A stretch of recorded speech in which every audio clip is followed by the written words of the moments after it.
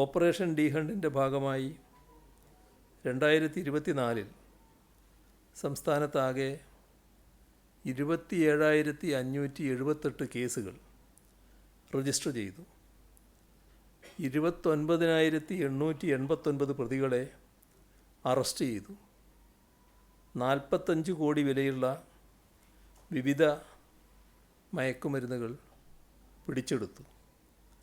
2025 March 31 വരെ 12,760 കേസുകൾ register ചെയ്തു. 13,449 പ്രതികളെ അറസ്റ്റ് ചെയ്യുകയും ചെയ്തു. 12 കോടിയുടെ മയക്കുമരുന്നുകൾ പിടിച്ചു. സ്ഥിരം മയക്കുമരുന്ന് വ്യാപാരം നടത്തി ക്രൈം കേസുകളിൽപ്പെട്ട ആൾക്കാരുടെ പ്രത്യേക പട്ടിക തയ്യാറാക്കി. അതിൽ 97 പേർക്കെതിരെ നടപടിയെടുത്തിട്ടുണ്ട്. കേരളത്തിലെ മയക്കുമരുന്ന് കേസുകളുമായി ബന്ധപ്പെട്ട് മറ്റ് സംസ്ഥാനങ്ങളിലെ 94 വ്യക്തികളെ അറസ്റ്റ് ചെയ്തു. 236.64 ഗ്രാം MDMA, 562 കിലോഗ്രാം കഞ്ചാവ് ഉൾപ്പെടെ 34 കോടി രൂപയുടെ മയക്കുമരുന്ന് പിടിച്ചെടുത്തു. 2024-25 വർഷത്തിൽ ദീർഘദൂര ട്രെയിനുകളിൽ കടത്തിക്കൊണ്ടുവന്ന മയക്കുമരുന്നുകൾ പോലീസ് പിടിച്ചെടുത്ത് 64 കേസുകൾ രജിസ്റ്റർ ചെയ്തിട്ടുണ്ട്. 1.5 കോടി രൂപയുടെ മയക്കുമരുന്ന് പിടിച്ചെടുത്തു. മറ്റ് സംസ്ഥാനങ്ങളിൽ നിന്ന് കേരളത്തിലേക്ക് മയക്കുമരുന്ന് കടത്തുന്ന പ്രധാന സംഘങ്ങളെ പിടികൂടാൻ ഡാൻസാഫ് ടീം സജീവമായി ഇടപെടുന്നുണ്ട്. 180 കേസുകളിലായി 251 പേരെ അറസ്റ്റ് ചെയ്തിട്ടുണ്ട്.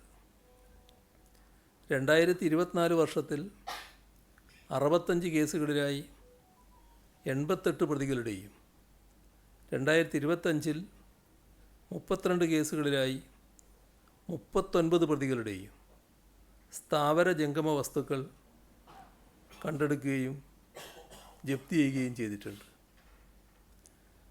വിദേശത്തു നിന്നും മറ്റ് സംസ്ഥാനങ്ങളിൽ നിന്നുമുള്ള മയക്കുമരുന്നിൻ്റെ ഒഴുക്ക് തടയാൻ പ്രതിരോധത്തിൻ്റെ കവചം തീർക്കേണ്ടതുണ്ട്. അതിനായി അശ്രാന്ത പരിശ്രമത്തിലാണ് കേരള പോലീസ്.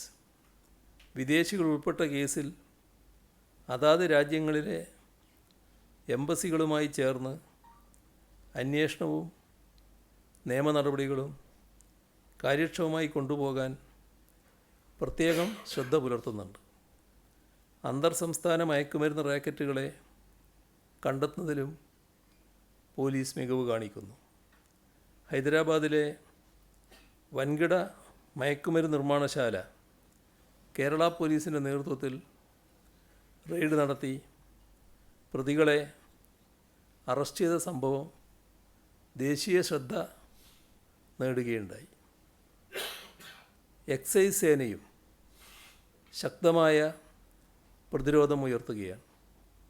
ഈ മാർച്ച് മാസത്തിൽ എക്സൈസ് സേന ആകെ എടുത്ത കേസുകൾ 10,495. ഇതിൽ 1,686 കേസുകൾ അബ്കാരി കേസുകൾ, 1,313 മയക്കുമരുന്ന് കേസുകൾ, 7,483 പുകയില കേസുകളും ഉൾപ്പെടുന്നു. ആകെ 7,09,00,000 രൂപയുടെ ലഹരി വസ്തുക്കളാണ് എക്സൈസ് പിടികൂടിയത്. മറ്റ് സേനകളുമായി ചേർന്നുള്ളതുൾപ്പെടെ 13,639 റെയ്ഡുകൾ നടത്തി. 1,17,777 വാഹനങ്ങളാണ് ഈ കാലയളവിൽ പരിശോധിച്ചത്.